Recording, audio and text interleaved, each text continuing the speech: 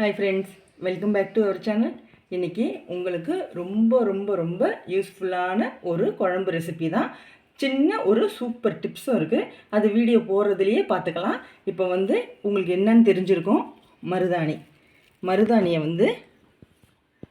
நம்ம இலையை மட்டும் கிள்ளிட்டு, பூவெல்லாம் எதுவும் தேவையில்லை, நம்ம இலையை மட்டும் கிள்ளி எடுத்து வச்சுக்கலாம். இப்போ இந்த மருதாணியை நம்ம நல்லா அலசிட்டு நம்ம அரைச்சிட்டு வரணும். அது எப்படின்னு நான் சொல்கிறேன். ஆனால் அதுக்கு முன்னாடி இதை எதுக்காக நம்ம செய்ய போகிறோன்னு மட்டும் நான் சொல்லிடுறேன். இப்போ நிறைய பிள்ளைங்களுக்கு வெள்ளைப்படுதல் அப்படின்றது இருக்கும். தெரியாதவங்களுக்கு அப்படின்னா என்ன அப்படின்னு கேட்டிங்கன்னா, அதான் இல்லையே, அதனால் பிரச்சனை இல்லை. உங்களுக்கு அது வரலன்னு நினச்சி சந்தோஷப்பட்டுக்கோங்க. இருக்கவங்க லைட்டாக இருக்குங்க. அது எப்படின்னா 1 நாள் 2 நாள் 3 நாள் லைட்டாக பட்டுட்டு போயிடும். அது ஒன்றும் நார்மல் அப்படி தான். அப்போது அவங்களுக்கு எந்த ட்ரீட்மெண்ட்டும் வேணால் அவங்க நார்மலாகவே இருக்கலாம். ஆனால் இதில் பாதிக்கப்பட்டதுன்னா பீரியட்ஸ் போலேயே இந்த வெள்ளைப்படுதல் இருக்கும். அது ரொம்ப கொடுமைங்க. அது பட்டவங்களுக்கும் அதில் அனுபவிக்கிற பிள்ளைங்களுக்கும் ரொம்பவே தெரியும். எப்படின்னா அது பீரியட்ஸ் மாதிரியே நடக்கும். அவ்வளோ கஷ்டப்படுவாங்க. அது வந்துடுச்சுன்னா உடம்பு இளைக்கும், முடி கொட்டும், ரொம்ப ரொம்ப அவஸ்தைப்படுவாங்க. எங்கேயும் வெளியில் போகவே முடியாது. ஒரு மாதிரி அன்ஈஸியாக இருக்கும். அது அவங்களால மட்டும்தான் அதை ஃபீல் பண்ண முடியும். அவங்க கண்டிப்பாக டாக்டர்கிட்ட போகணும். ஏன் என்ன அவ்வளோ பெரிய நோயா அப்படின்னு கேட்டால், இப்போ அது நார்மல் மாதிரி தான் தெரியும். ஆனால் கல்யாணத்துக்கு அப்புறம் குழந்தை பிறக்காமல் போகிறதுக்கு முக்கிய காரணம் இதுவும் ஒன்று. இப்போ அது ஏன் வருது அப்படின்னா, உடம்பு ஹீட்டு தான். இப்போ நம்ம மருதாணியை அரைச்சி கையில் வைப்போம். ஏன் நம்ம குளிர்ச்சி ஆகட்டும். இந்த வெயிலுக்குலாம் இந்த சம்மரில் அதிகமாக மருதாணி வைப்போம். ஏன்னா உடம்பு அது குளிர்ச்சி ஆகும் அப்படின்னு. இப்போ உள்ளே வயிறு புண்ணு, வாய் புண்ணு இது போல் இருக்கிறதுக்கெலாம் என்ன செய்ய முடியும்? அப்போ இதை அரைச்சி குடிக்கலாம். குடிக்கிறது முடியுமா? கஷ்டமாக இருக்கும். அப்போ நம்ம குழம்பா வச்சு சாப்பிட்லாம். வயிறு புண்ணு அப்படி ஆற்றும், வெள்ளைப்படுதலை அப்படியே குறைக்குங்க.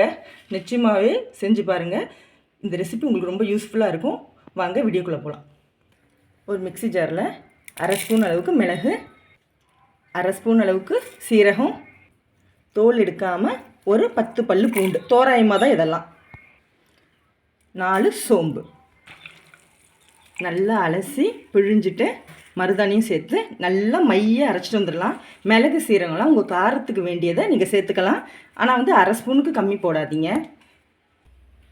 இது போல் மைய அரைச்சி எடுத்துகிட்டு வந்துடுங்க.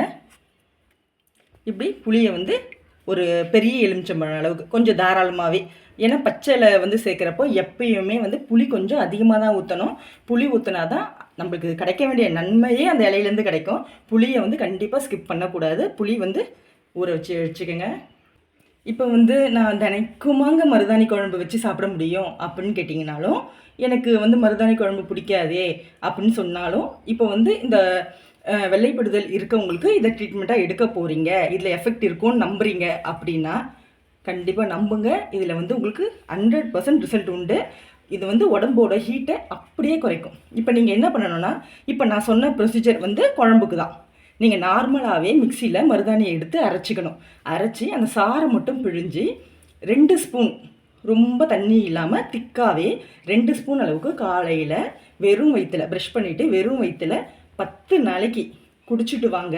உங்களுக்கு எவ்வளோ ரிலீஃபாக, இந்த பிரச்சனையிலேருந்து எவ்வளோ க்யூர் ஆகிருக்கீங்க நீங்களே சொல்வீங்க.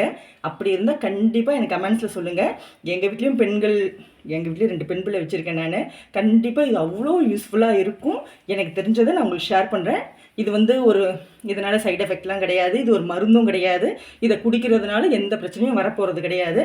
ஆனால் ட்ரை பண்ணி பாருங்கள். குடித்தா எஃபெக்ட் இருக்குது, உங்களுக்கு பலன் இருக்கப்போ இதை ட்ரை பண்ணி பாருங்கள் விடாமல். ஒரு பாத்திரம் வச்சு எண்ணெய் ஊற்றிடலாம். நான் நல்லெண்ணெய் தான் ஊற்றுறேன். எண்ணெய் சூடானதும் வெந்தயம் போடுங்க தாளிப்புக்கு. வெந்தயம் பொரிஞ்சதும் 10 பல்லு பூண்டை போட்டுடலாம்.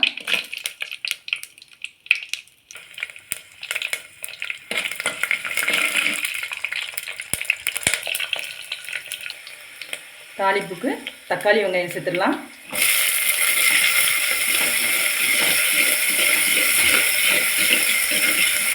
மஞ்சத்தூள் போட்டுடலாம். இதுக்கு தக்காளி வெங்காயம்லாம் தனித்தனியாக வதக்கணும்னு அவசியம் இல்லை. இதை ஒன்றாவே பாதி வதங்குற அளவுக்கு வறுத்தா போதும்.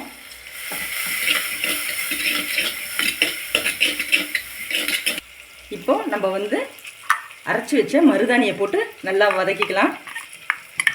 அந்த பச்சை வாசனை போகிற அளவுக்கு நம்ம வதக்கி விடலாம். நீங்கள் நினைப்பீங்க இதோட டேஸ்ட் எப்படி இருக்கும்னு. உண்மையாகவே சூப்பராக இருக்குங்க. ஒரு வித்தியாசமும் தெரியாது. மருந்து குழம்பு பச்சையில் மருந்தெல்லாம் நம்ம வச்சா எப்படி இருக்கும் அந்த டேஸ்ட்லேயே இருக்கும். ஆனால் எஃபெக்ட் மட்டும் வேறு லெவலில் இருக்குங்க.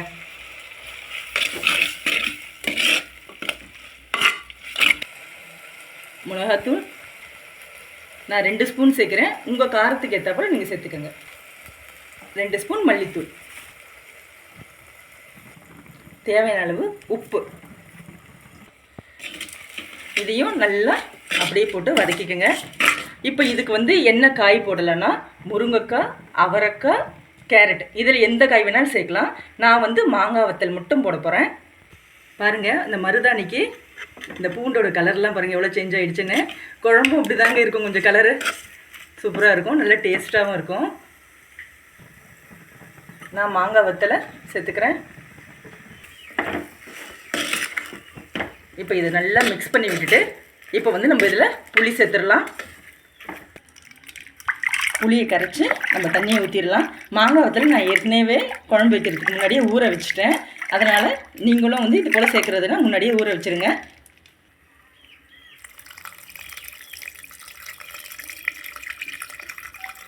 இப்போ மிக்சியில் இருக்கிறதையும் கழுவி தேவையான அளவு தண்ணியை ஊற்றிடுறேன்.